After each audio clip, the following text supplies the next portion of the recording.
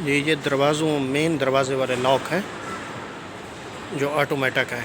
इसमें तस्वीर भी अगर बंदे की बन जाती है जो नॉक जो है ना करेगा आपका दरवाज़ा, और लॉक भी ऑटोमेटिक हो जाएगा। टाइम बेस पे लगा सकते हैं, अगर कोई आए वो कोई आपका मैसेज यहाँ पे रिकॉर्ड कराएगा तो इसमें मैसेज भी रिकॉर्ड हो जाएगा ना। तो ये जो सामने वाला है ये 1.5 लाख रुपए का है, 1 लाख दरवाजे का।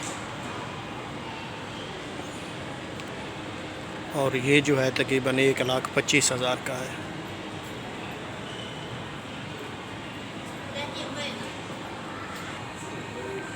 ये भी 1.5 लाख के तकरीबन है।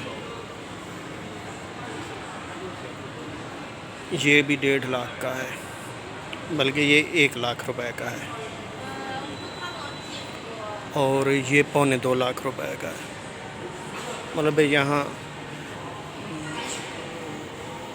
ये तकरीबन जो ये वाला है ना ये सबसे एक्सपेंसिव है। ये तकरीबन 3 लाख रुपए का है, और उसके अलावा ये 2 लाख रुपए का है। ऐसे ही तकरीबन 1 लाख से लेकर ये लॉक्स होंगे तकरीबन 3 लाख रुपए तक, 1 लॉक।